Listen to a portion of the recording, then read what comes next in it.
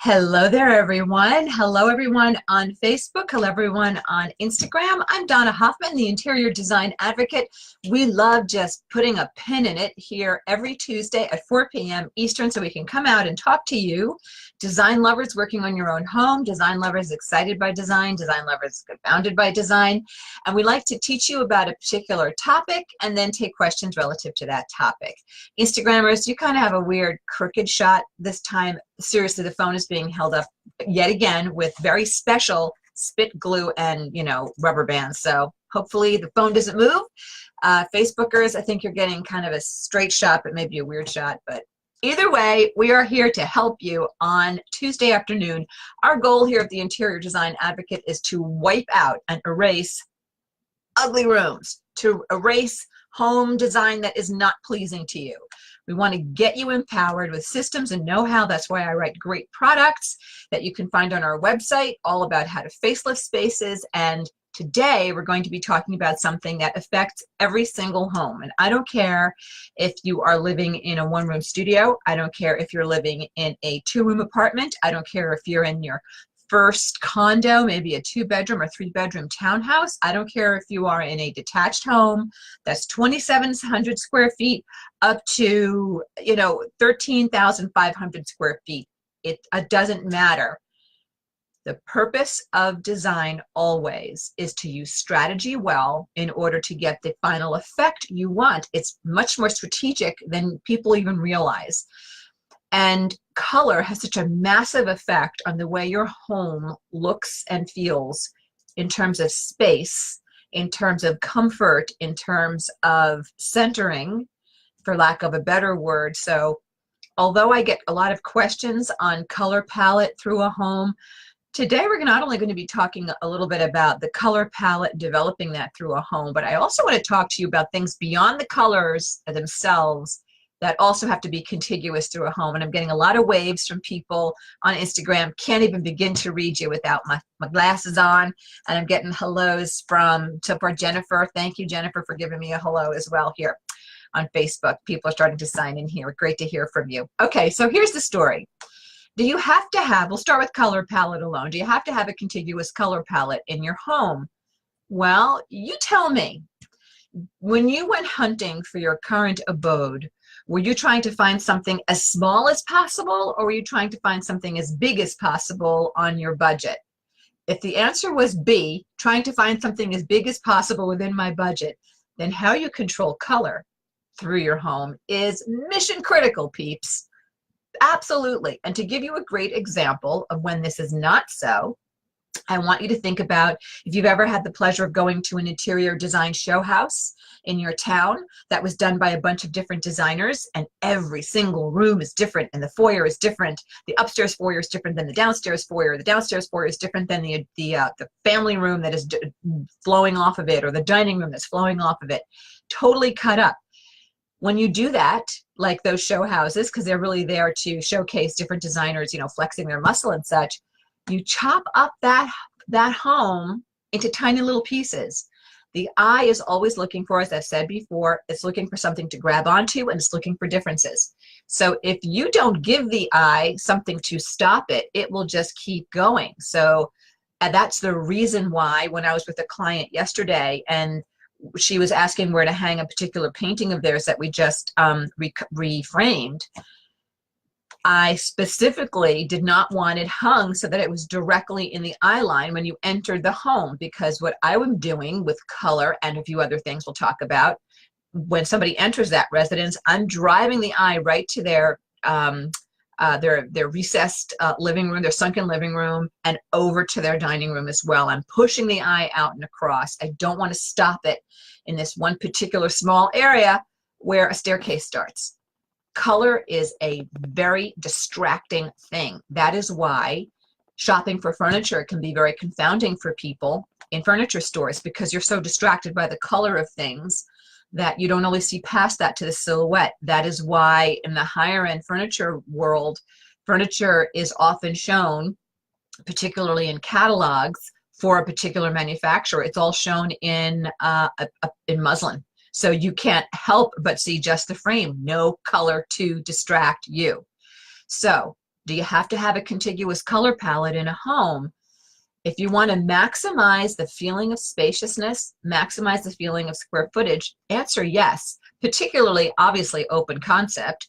But I'll share with you too that even when you have contained space design in a home, whether it's a 2-room apartment or a 20-room home, even with contained space, when you roll a color palette in greater or lesser degree, where you're changing up the ratio of colors, and I've spoken about this before as well, so I don't want to bore you guys who've been with me for so long. I don't want to repeat it unless there's a question about it.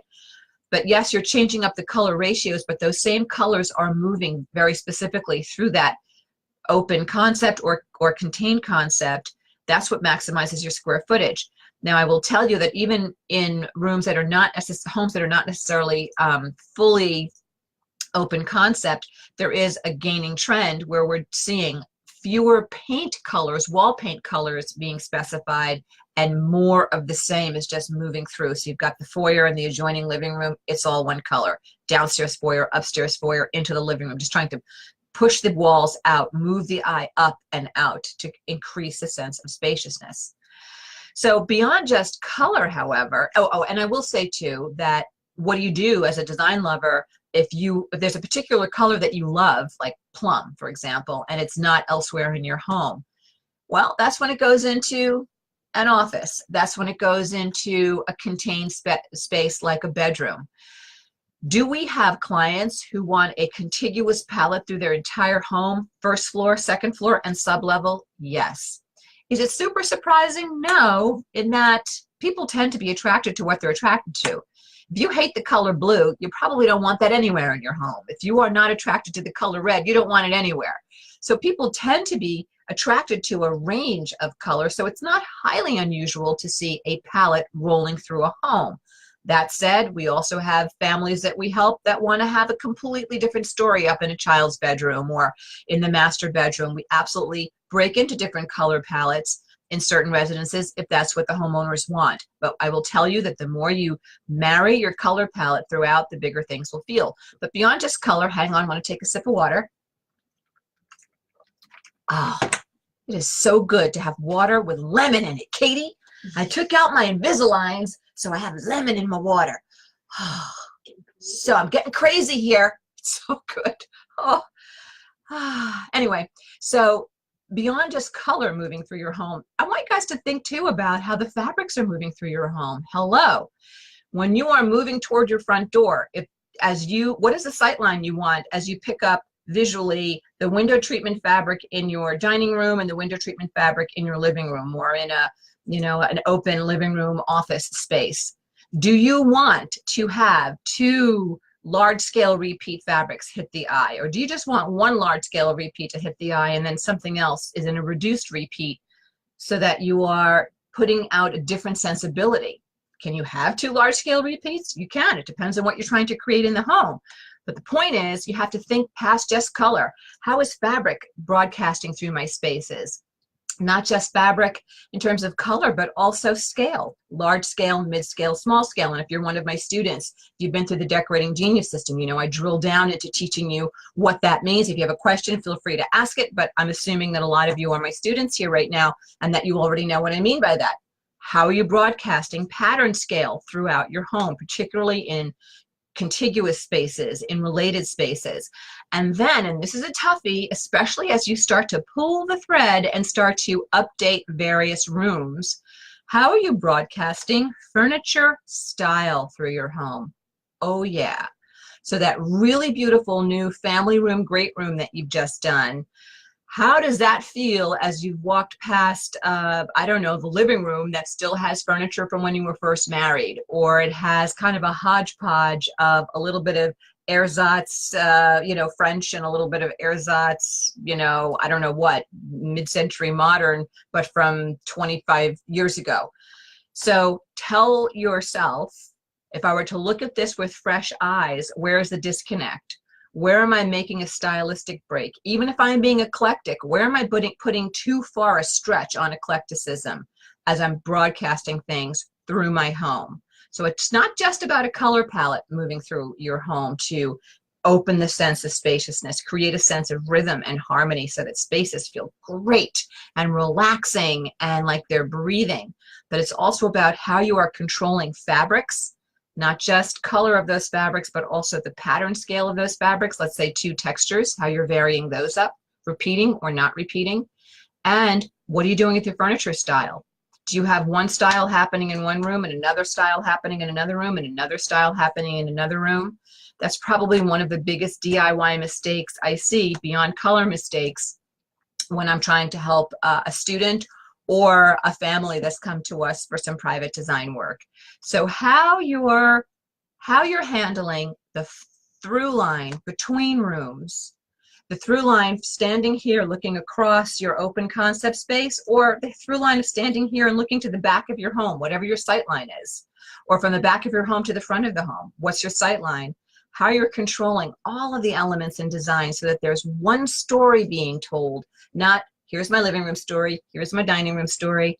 How are you connecting them? How are you planting a seed in the living room that then gets blown up at the back of the house and made bigger and bigger so that it has some context in that area? Or does it just show up as a little accent at the back of the house? But that's how you're creating context. So hopefully I didn't get too esoteric there, and hopefully that made sense to you.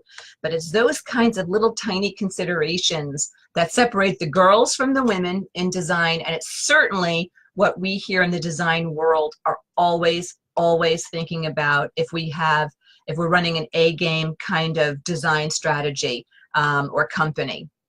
Okay, so hopefully that makes sense to you. If you have a question about your home's design in terms of carrying things through, creating through line, connecting things, color palettes running through rooms, please feel free to write in your question, and I'm happy to answer it while I'm here with you live.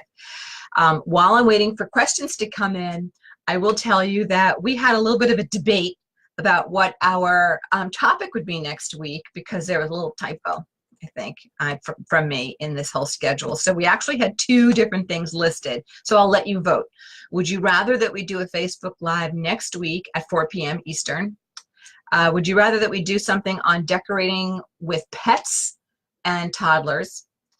Or would you rather that we do something with decorating around fireplace challenges?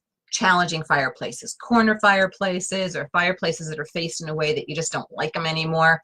So do you want to see fireplaces, or do you want to see decorating with pets and kids?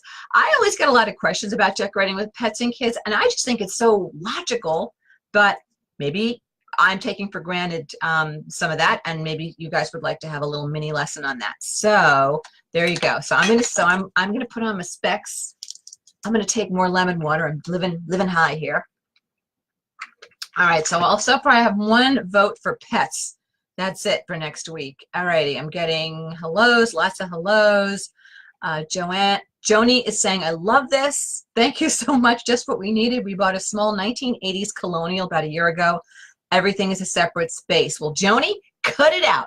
I want you to just go out there like a rock star now and kill it and connect, not kill it. Oh, terrible language. I want you to rock it and connect it all, Joni. I know you can do it. Getting lots of hellos from Deborah, from Cheryl. Cheryl wants fireplaces.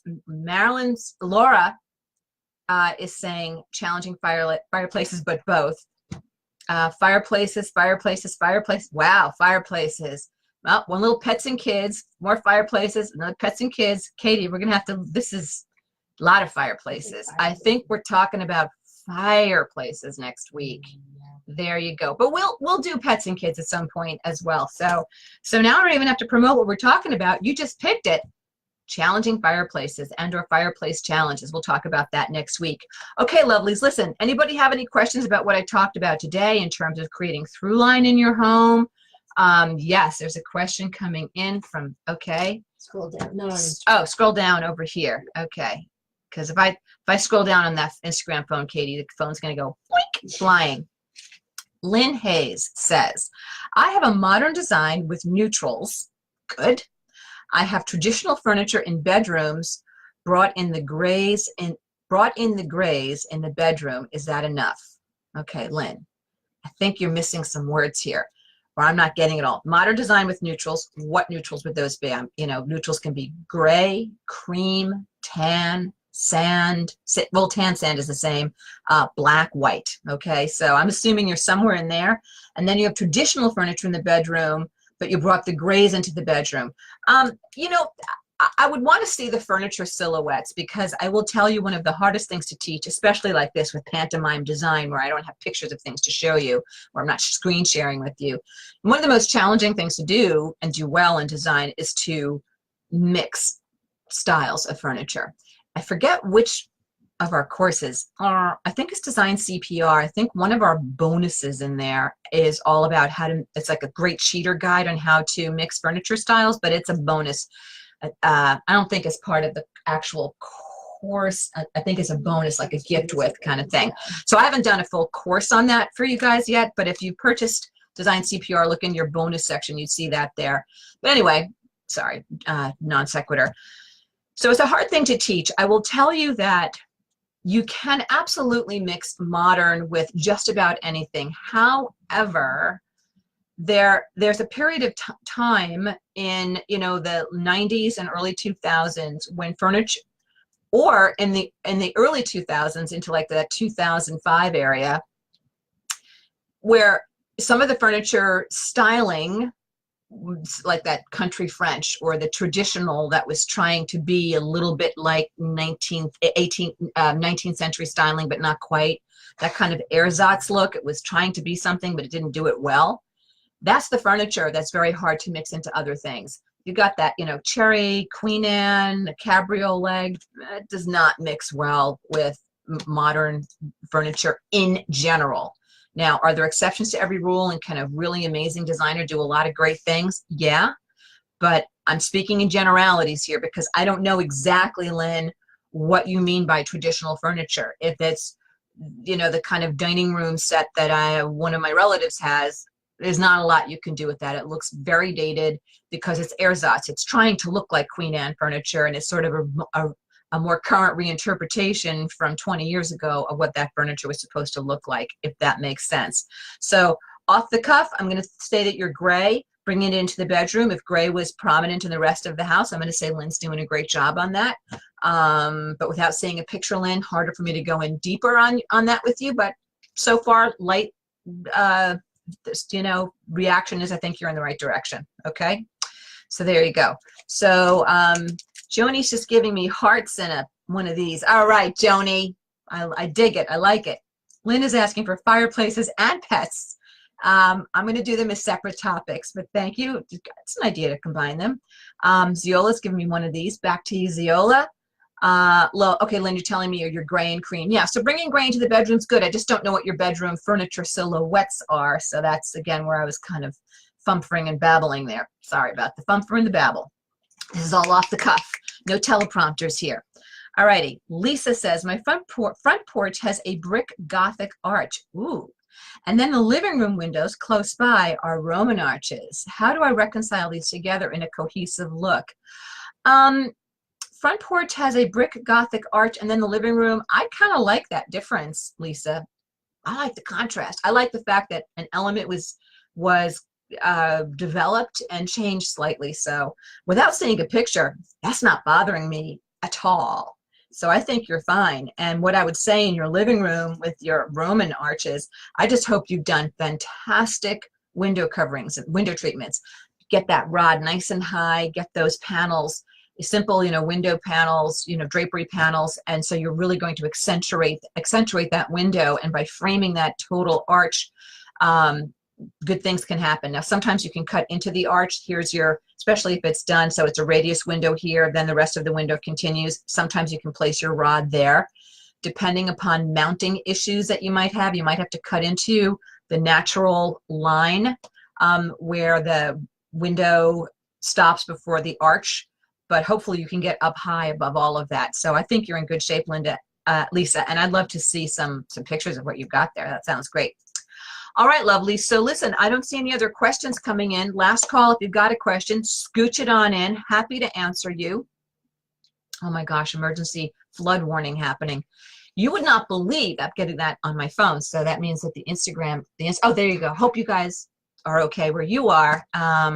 It's been really wacky weather-wise here on the East Coast. Pretty nutty. Alrighty, well anyway, lovelies, so next week we are going to be talking by your vote. That was kind of fun to do, like a whole vote on what we should talk about next week. I like it. So we'll talk about fireplace challenges and challenging fireplaces. If you are not already following us on Instagram, I know you guys are, check us out at decorating.genius. That's at decorating.genius to follow us on Instagram. And if you want to see what we're doing here at our design studio, you can follow us at IDH Designs, at IDH Designs. Today I posted a story about the muddy job site I had just walked into. Gosh, I needed flippers more than work boots to get into this construction site. But then you'll see this really cool circular bench I'm having built. It's going to be in pieces and it's going to be coming apart. And so my workroom brought a cardboard